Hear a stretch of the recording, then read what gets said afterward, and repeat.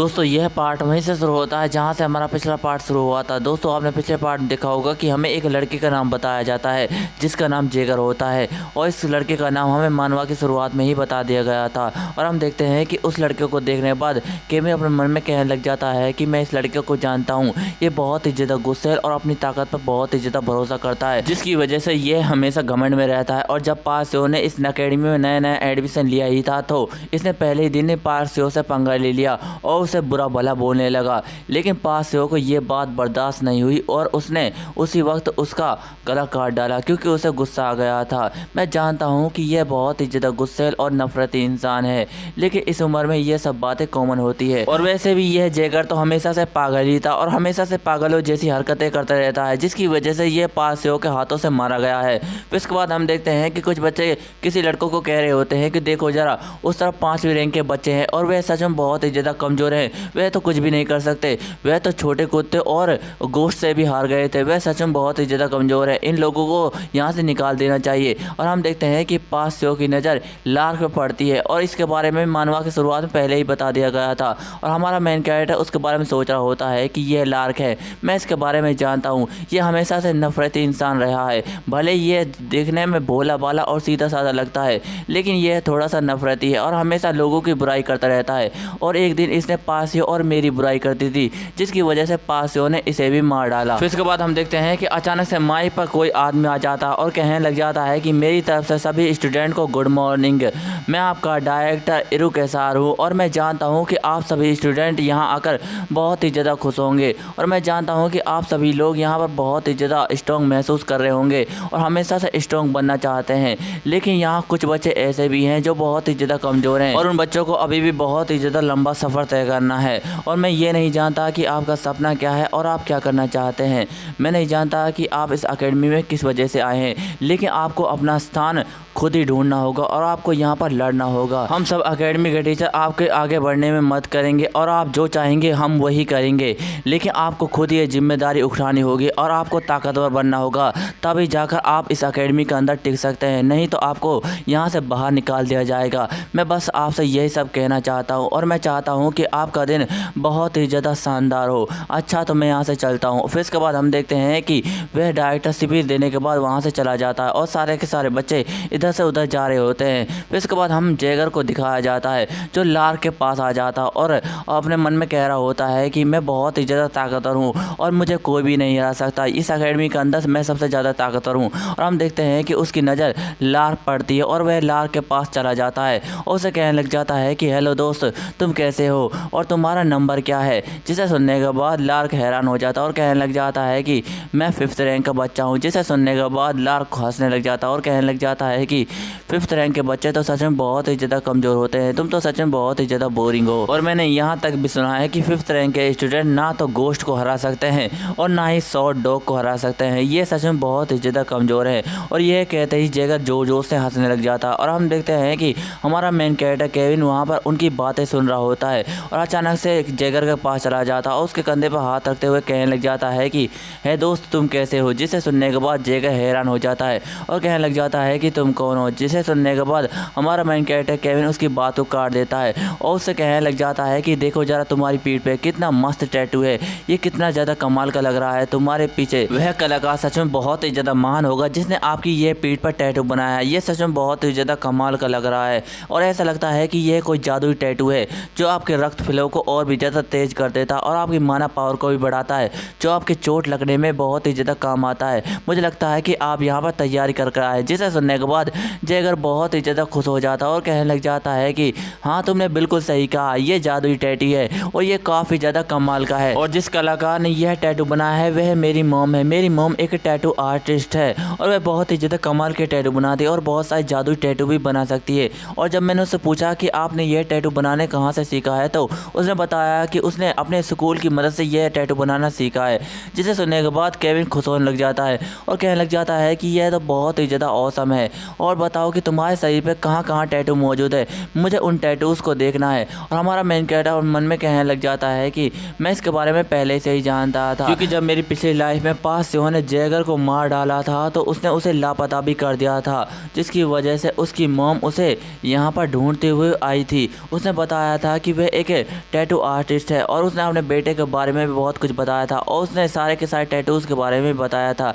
और जिसे सुनकर मैं काफ़ी ज़्यादा हैरान हो गया था। जेगर की मॉम जेगर से बहुत ही ज़्यादा प्यार करती है और उसकी बहुत ही ज़्यादा परवाह करती है। दुनिया के सारे पेरेंट्स के दिल बहुत ही ज़्यादा नरम होते हैं और हम देखते हैं कि जेगर काफ़ी ज़्यादा खुश होता है और कहने लग जाता है कि देखो ज़रा, मेरे शरीर पर बहुत सारे टैटूज़ हैं और इस रथ वाले टैटूज़ को देखो, ये एकेडमी से बिल्कुल मिलता जुलता है। मैंने सही कहा ना। जिसे सुनने के बाद केविन कहने लग जाता है कि वाह, ये तो बहुत ही ज़्यादा कूल है, मेरा नाम कोइन लोची है और तुम्हारा क्या नाम है। जिसे सुनने के बाद वह बताने लग जाता है कि मेरा नाम जैगर है और हम देखते हैं कि हमारा मेन कैरेक्टर लार्क से भी पूछ लेता है कि तुम्हारा नाम क्या है। जिसे सुनने के बाद लार्क अपना नाम बताता है और हम देखते हैं कि वे काफ़ी ज़्यादा फ़नी बातें कर रहे होते हैं और ज़ोर ज़ोर से हंस रहे भी होते हैं और हम अचानक से देखते हैं कि वहाँ पर एलिसा आ जाती है और हमारे मेन कैरेक्टर केविन और उनकी बातें सुन रही होती है और मुस्कुराते हुए कहने लग जाती है कि मैं यहाँ पर एक बुली बच्चे को बचाने के लिए आई थी, लेकिन आप देखने से ऐसा लगता है कि उसे पहले से ही बचा लिया गया है। ये काफ़ी ज़्यादा अमेजिंग है और उस लड़के को देखने से ऐसा लगता है कि वह सचमुच बहुत ही ज़्यादा अच्छा लड़का और दूसरों की मदद करता भी रहता है। ये बहुत ही ज़्यादा कमाल की बात है और हम देखते हैं कि केविन मुस्कुरा रहा होता है और अपने मन में कहने लग जाता है कि चलो, मैंने लार्क के ऊपर अपना इम्प्रेशन छोड़ दिया, अब वह मेरे बारे में अच्छा ही सोचेगा और मुझे उसकी ज़रूरत है। अब मैं उससे वह स्किल ले लूँगा जिसके लिए मैं यहाँ पर आया था। मैंने उसे ढूंढ लिया। बहुत ही ज़्यादा कमाल की बात है और हम देखते हैं कि हमारा मेन कैरेक्टर काफ़ी ज़्यादा डेविल हंसी हंस रहा होता है और हम देखते हैं कि उसे मुस्कुराते हुए देखने के बाद वह लड़की शर्माने लग जाती है और कहने लग जाती है कि देखो जरा, उसकी मुस्कुराहट काफ़ी ज़्यादा कमाल की लग रही है। आखिरकार वह इंसान कैसा इंसान है। फिर इसके बाद हमें कुछ दिन बाद के सीन को दिखाया जाता है और हमें बताया जाता है कि मरकाब एकेडमी इस देश की बहुत ही ज़्यादा बड़ी एकेडमी है और यहाँ के बहुत ही ज़्यादा ताकतवर बच्चे होते हैं जो इस देश को आगे बढ़ाने में बहुत ही ज़्यादा मदद करते हैं और इसके साथ साथ इस एकेडमी के अंदर बहुत सारी सेवाएं भी मुफ्त में दी जाती है। यहाँ पर बहुत सारी फैसिलिटी मौजूद है। फिर इसके बाद हमें ट्रेनिंग रूम को दिखाया जाता है और हम देखते हैं कि हमारा मेन कैरेक्टर केविन वहाँ पर ट्रेनिंग कर रहा होता है और कहने लग जाता है कि मेरा एक सिंपल सा रीज़न है, मैं यहाँ पर ताकतवर करने के लिए ट्रेनिंग कर रहा हूँ क्योंकि यहाँ पर ट्रेनिंग करना बहुत ही ज़्यादा आसान है।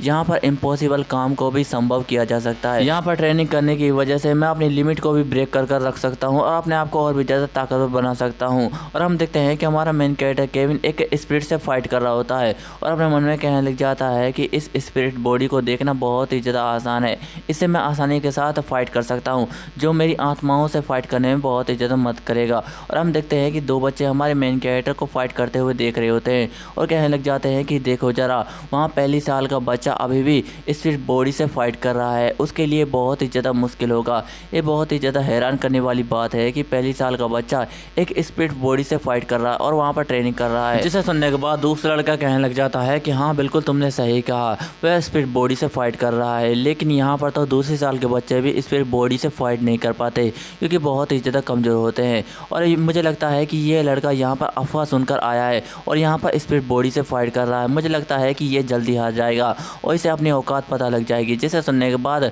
दूसरा लड़का कहने लग जाता है कि हाँ बिल्कुल सही कहा, ये काउंटलेस लड़ा ही जा रहा है और बिल्कुल भी हार नहीं मान रहा। लगता है कि अपने आप को चोट पहुँचा कर रहेगा। देखो ज़रा, अभी ये कुछ देर में हार जाएगा और अपने माना पावर को भी ख़त्म कर देगा। यह लड़का तो सच में बहुत ही ज़्यादा बेवकूफ़ है और हार मानने के लिए तैयार भी नहीं है। और हम देखते हैं कि उनकी बातें डूना लेब भी सुन रही होती है और वह काफ़ी ज़्यादा हैरान हो गई होती है। और हम दूसरी तरफ देखते हैं कि हमारा मेन कैरेक्टर उस स्पिरिट बॉडी से फाइट करने में काफ़ी ज़्यादा परेशानी हो रही होती है और उसकी हालत भी काफ़ी ज़्यादा ख़राब हो जाती है और वह कहने लग जाता है कि मैं बिल्कुल भी हारने वाला नहीं हूँ, मुझे लगता है कि ये मेरे लिए काफ़ी होगा, लेकिन अभी भी मुझे लड़ना चाहिए। और हम देखते हैं कि उसके पीछे एक आदमी आ जाता है जो उससे कहने लग जाता है कि मुझे लगता है कि तुम यहाँ पर नए लड़के हो और तुम काफ़ी ज़्यादा जोशीले हो। और हम देखते हैं कि यह वही आदमी होता है जो उस डायरेक्टर के पास था और वह उससे कहने लग जाता है कि तुम बार बार प्रैक्टिस करे जा रहे हो और इस स्पिरिट बॉडी से हार भी नहीं मान रहे हो। जिसे सुनने के बाद हमारा मेन कैरेक्टर केविन कहने लग जाता है कि मैं बस भाले की प्रैक्टिस कर रहा था, मैं इसमें काफ़ी ज़्यादा ताकतवर होना चाहता हूँ।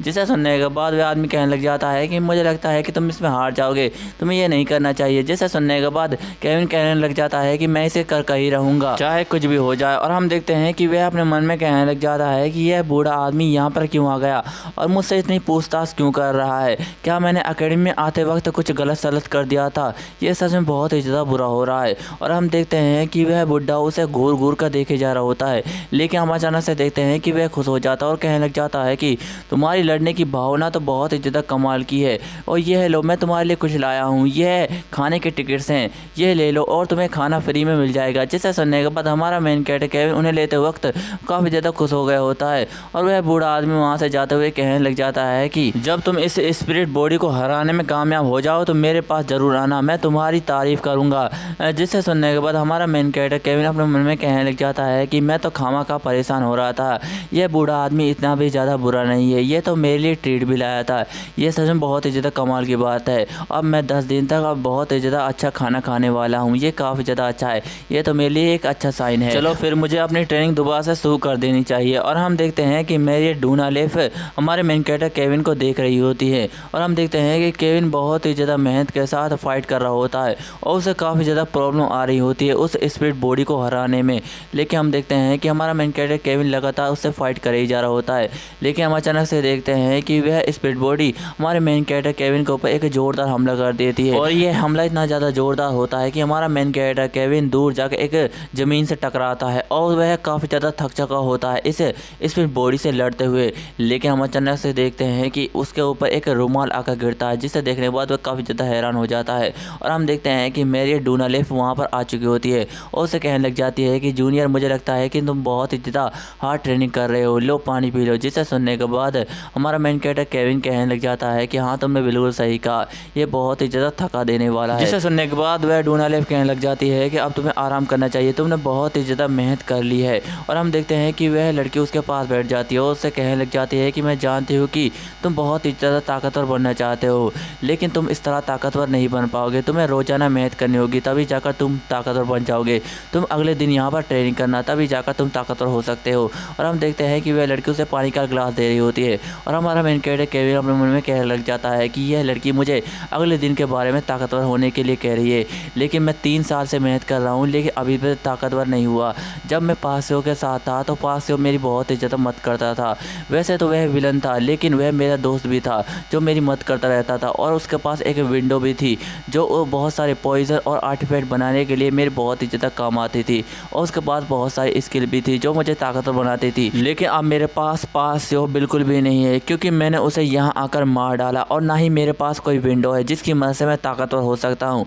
मुझे अकेले ये सब करना होगा और ताकतवर बनना होगा। और हम देखते हैं कि हमारा मेन कैरेक्टर केविन उस डूनालेफ से कहता है कि तुम्हारा बहुत बहुत शुक्रिया मुझे ये बताने के लिए, लेकिन मैं दोबारा से मेहनत करना चाहता हूँ, मैं कभी भी गिव अप नहीं करूँगा। और वह अपने मन में खड़ा होते हुए कहने लग जाता है कि मैं ताकतवर बन के ही रहूँगा और इस दुनिया को बचाऊँगा, ये मेरे लिए बहुत ही ज़्यादा बड़ी बात है और मैं ये सब करके ही रहूँगा। लेकिन ताकतवर होने के लिए मुझे अपनी लिमिट्स को ब्रेक करना होगा, तभी जाकर मैं ताकतवर हो सकता हूँ और मुझे देखना होगा कि मेरी लिमिट्स कितनी तक है। और हम देखते हैं कि हमारा मेन कैरेक्टर केविन दोबारा से उस स्पिरिट बॉडी से फाइट करने के लिए तैयार हो जाता है और अपने मन में कहने लग जाता है कि मैं अपनी लिमिट्स को तोड़ कर ही रहूँगा, तभी जाकर मैं ताकतवर हो सकता हूँ। मैं देखना चाहता हूँ कि मेरे अंदर कितनी ज़्यादा एबिलिटीज़ हैं जो मेरी आगे बढ़ने में बहुत ही ज़्यादा मदद करेगी। और हम देखते हैं कि हमारा मेन कैरेक्टर केविन अपने भाले को ज़ोर ज़ोर से फिराने लग जाता है और अपने कुछ स्किल्स का नाम भी ले रहा होता है। फिर उसके बाद वह एक मैजिक मंत्र को बोले ही जा रहा होता है और ज़ोर ज़ोर से बोल रहा होता है जो हमें बिल्कुल भी समझ नहीं आता।